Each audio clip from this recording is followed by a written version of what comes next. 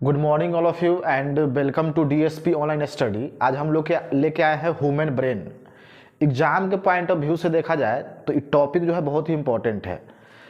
क्या कि इससे सब्जेक्टिव में 5 नंबर में क्वेश्चन बनने की संभावना है, फिर इसके बाद ऑब्जेक्टिव में भी इससे क्वेश्चन बनने की संभावना है। और कॉम्पिटेटिव एग्जाम के दृष्टिकोण से भी देखा जाए, जैसे एसएससी के एग्जाम हो गया, रेलवे के एग्जाम हो गया, उसमें भी इससे क्वेश्चन बनने की संभावना रहता है। देखिए, ह्यूमन ब्रेन मतलब मानव मस्तिष्क, दिमाग के बारे में हम लोग पढ़ेंगे। दिमाग क्या होता है? तो दिमाग जो है कोमल अंग होता है, मतलब बहुत नाजुक अंग होता है। जैसे पीछे से दिमाग पर मारिए तुरंत चोट लगेगा। फिर इसके बाद यह विकसित अंग भी होता है। दिमाग जो होता है कैसा अंग होता है? विकसित अंग होता है। दिमाग जो है एक मेनिंजेज नामक झिल्ली से घिरा रहता है। देखिए यहाँ पे एक झिल्ली घिरा हुआ जिसको बोलते हैं मेनिंजेज नामक झिल्ली। दिमाग और मेनिंजेज नामक झिल्ली के बीच एक द्रव पाया जाता है, जैसे पानी पाया जाएगा, जिसको द्रव पाया जाता है उसको बोलते हैं सेरेब्रोस्पाइनल। क्या बोलते हैं उसको? सेरेब्रोस्पाइनल। अगर सेरेब्रोस्पाइनल की मात्रा अगर कम हो जाए तो आदमी क्या हो जाएगा? पागल हो जाएगा। दिमाग का आयतन जो होता है 1650 ml होता है। कितना होता है?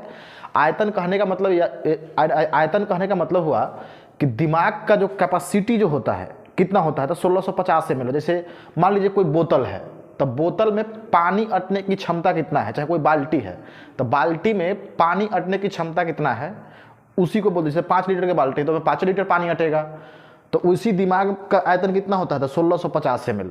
दिमाग का वजन कितना होता है? मतलब दिमाग कै केजी का होता है? तो दिमाग जो होता है 1.5 किलो का होता है, यानी कि 1.5 केजी का होता है। मस्तिष्क जो है, दिमाग जो है 3 प्रकार का होता है। पहला है अग्र मस्तिष्क, दूसरा है मध्य मस्तिष्क, तीसरा है पश्च मस्तिष्क। पहला कौन है? अग्र मस्तिष्क, दूसरा मध्य मस्तिष्क, तीसरा पश्च मस्तिष्क। माने कि fore brain, mid brain, hind brain. इसके बाद देखिए अग्र मस्तिष्क कहाँ पे है? तो ये है, देखिए फोर ब्रेन, इधर साइड में है मिड ब्रेन, इसके बाद नीचे है हिंड ब्रेन। अग्र मस्तिष्क, मध्य मस्तिष्क, पश्च मस्तिष्क। अच्छा, अग्र मस्तिष्क क्या है? तो दिमाग के पहला भाग है। कैमा भाग है? पहला भाग है। आगे है तो पहला भाग है। अग्र मतलब आगे, दिमाग के ही पहला भाग है। कैमा भाग है? पहला भाग। इसका काम क्या है? तो ऐच्छिक क्रिया और अनैच्छिक क्रिया को नियंत्रण करना। यानी ऐच्छिक और अनैच्छिक कहने का मतलब क्या हुआ? तो ऐच्छिक मतलब जो आपके इच्छा के अनुसार हो। जैसे आपको कहीं घूमना है, कहीं जाना है, आपको गाड़ी चलाना है, बाइक चलाना है, साइकिल चलाना है, तो आपकी इच्छा के अनुसार वो काम हो रहा है। आप इच्छा के अनुसार करेंगे, आपको मन करेगा तो करेंगे, आपको यदि मन नहीं करेगा तो नहीं करेंगे। तो क्या हुआ? ऐच्छिक क्रिया। अनैच्छिक क्रिया इसको बोलते हैं वॉलेंट्री एक्शन। अनैच्छिक क्रिया किसको बोलेंगे? तो जो आपके इच्छा अनुसार नहीं हो। जैसे में खांसी आपके इच्छा अनुसार तो नहीं होगा, आपके मर्जी के अनुसार तो नहीं होगा। सर्दी, छींक आपके इच्छा के अनुसार तो नहीं होगा। तो ये सब क्या है? अनैच्छिक क्रिया। तो अग्र मस्तिष्क के काम क्या है? तो ऐच्छिक क्रिया और अनैच्छिक क्रिया को नियंत्रण करना। अग्र मस्तिष्क जो होता है 3 प्रकार का होता है। पहला है सेरिब्रम, दूसरा है थाइलेमस, तीसरा है हाइपोथैलेमस। सेरिब्रम क्या है? तो सेरिब्रम क्या है? तो ये जो है अग्र मस्तिष्क का पहला भाग है। कैमा भाग है? ये पहला भाग है।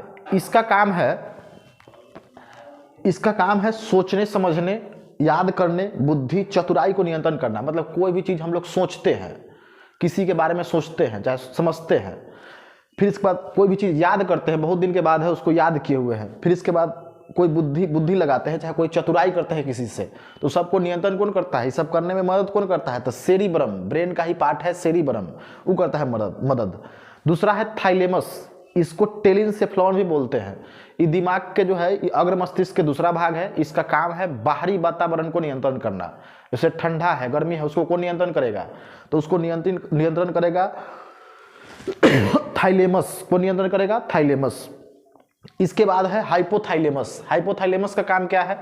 तो हाइपोथैलेमस जो है अग्र मस्तिष्क के तीसरा भाग है। कैमा भाग है? तीसरा भाग है। ये जो है शरीर के आंतरिक तापमान को नियंत्रण करता है। जैसे भूख लगा हुआ है, प्यास लगा हुआ है, तो सबको नियंत्रण कौन करेगा? तो उसको नियंत्रण करता है हाइपोथैलेमस। किसी से प्रेम है, प्यास है, किसी से नफरत है, पसीना आ रहा है, सबको कौन नियंत्रण करेगा? हाइपोथैलेमस। मतलब शरीर के अंदर के तापमान को नियंत्रित करता है। जैसे में भूख, प्यास, प्रेम, घृणा, कष्ट। जैसे डर लगता है, रात में कभी डर लगा, कोई कष्ट में है आप, तो कौन नियंत्रण करता है? तो हाइपोथैलेमस नियंत्रण करता है। फिर इसके बाद देखिए अग्र मस्तिष्क हो गया खत्म। अग्र मस्तिष्क में हम क्या बताएं कि दिमाग के पहला भाग है ऐच्छिक और अनैच्छिक क्रिया को नियंत्रण करता है, 3 प्रकार का होता है, सेरिब्रम, इसके बाद क्या बताया थाइलेमस, हाइपोथैलेमस। मिड ब्रेन के पास, मिड ब्रेन कैमा भाग है दिमाग के, तो दिमाग के दूसरा भाग है। मिड ब्रेन जो है आंख के पेशिया को नियंत्रण करता है। किसको नियंत्रण करेगा? जैसे आंख है, आंख के पेशिया को नियंत्रण कौन करेगा? मिड ब्रेन, मध्य मस्तिष्क। ये क्या प्रकार का होता है? तो ये 2 प्रकार का होता है। पहला कौन है? तो पहला है कर्पोरा, पहला कौन है? कर्पोरा। दूसरा है सेरिब्रल पेंडिकल, दूसरा कौन है? सेरिब्रल पेंडिकल। कर्पोरा क्या है? तो कर्पोरा जो है देखने और सुनने में मदद करता है। मान लीजिए किसी को आप पहली बार देखे तो उसका इमेज कहाँ पे बन जाएगा? तो कर्पोरा के पास बन जाएगा।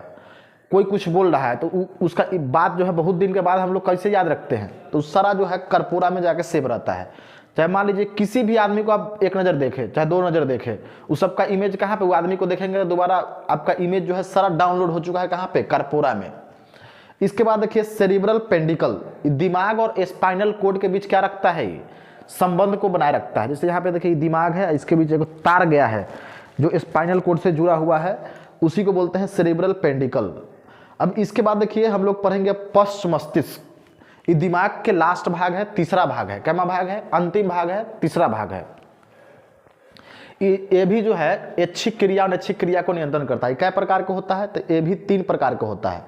पहला है सेरिबेलम, दूसरा है पॉन्स, तीसरा है मेडुला। पहला कौन है? सेरिबेलम, दूसरा कौन है? पॉन्स, तीसरा कौन है? मेडुला। सेरिबेलम जो है ये जो है शरीर के संतुलन के बनाए रखता है, बॉडी के जो बैलेंस जो होता है उसको बना के रखता है। जैसे मान लीजिए अगर कोई आदमी शराब पिया हुआ है तो उसका शरीर जो है अनबैलेंस रहता है, कहीं पे गिर जाता है गड्ढा उड्ढा में, तो उसको उस समय जो होता है सेरिबेलम जो है उसका काम नहीं करता है। तो इस सेरिबेलम का काम क्या है? शरीर के संतुलन को बनाए रखना। फिर इसके बाद है पॉन्स। पॉन्स क्या करता है? तो इस श्वसन की क्रिया को नियंत्रण करता है। किसको नियंत्रण करता है? श्वसन की क्रिया को। इसके बाद है मेडुला। मेडुला क्या होता है? तो मेडुला जो है खांसी, छींक, उल्टी, BP, heart beat, respiratory rate को क्या करता है? नियंत्रण करता है। जैसे मान लीजिए आपको खांसी आ रहा है, छींक आ रहा है, उल्टी हो रहा है, बीपी आपका हाई है, चाहे बीपी लो है, रेस्पिरेटरी रेट मतलब श्वसन की दर जो है आपका तेज है, तो इस सबको नियंत्रण कौन करेगा? हार्ट बीट जो है आपका तेज है, तो उस सबको नियंत्रण कौन करता है? मेडुला। नेक्स्ट इसके बाद हम लोग देखते हैं पिट्यूटरी ग्लैंड। देखिए एक टॉपिक और छूट गया है, पिट्यूटरी ग्लैंड। इसको बोलते हैं पीयूष ग्रंथि। ये जो है दिमाग, ये ग्रंथि जो है, ये ग्लैंड जो है दिमाग के आधार पे पाया जाता है। कहाँ पे पाया जाता है? दिमाग के आधार पर। दिमाग के शरीर के सारे चीज को नियंत्रण करता है। सारे चीज को नियंत्रण कौन सा ग्रंथि करता है? तो पिट्यूटरी ग्लैंड शरीर के सारे भाग को नियंत्रण करता है। इसीलिए इसको जो सारे चीज को नियंत्रण करे तो उसको क्या बोलते हैं? मास्टर। तो इसीलिए इसको मास्टर ग्लैंड बोलते हैं। क्या बोलते हैं? Master gland.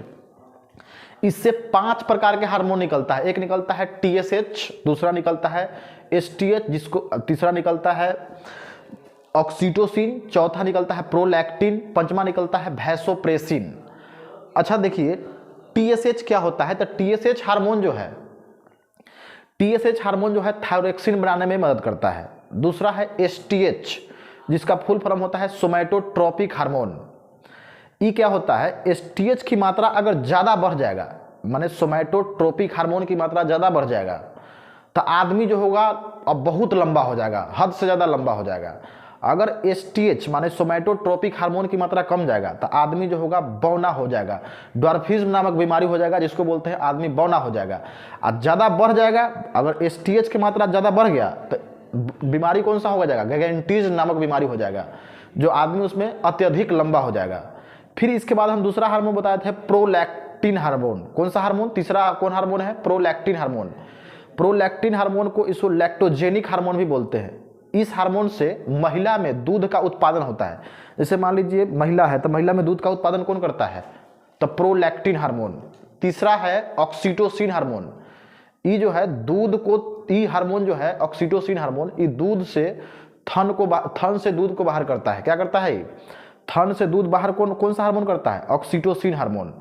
इसके बाद लास्ट हार्मोन है वैसोप्रेसिन हार्मोन। इसको ADH हार्मोन भी बोलते हैं, एडहेसिव हार्मोन। वैसोप्रेसिन हार्मोन क्या करता है? तो पेशाब की सांद्रता को नियंत्रण करता है। अगर वैसोप्रेसिन की मात्रा अगर ज़्यादा हो जाएगा तब पेशाब में जलन होगा। क्या होगा? पेशाब जो होगा गाढ़ा होगा और पेशाब में जलन होगा। अगर वैसोप्रेसिन की मात्रा कम है तब पेशाब कैसा होगा? पतला होगा। इसी के साथ ये टॉपिक होता है समाप्त। धन्यवाद।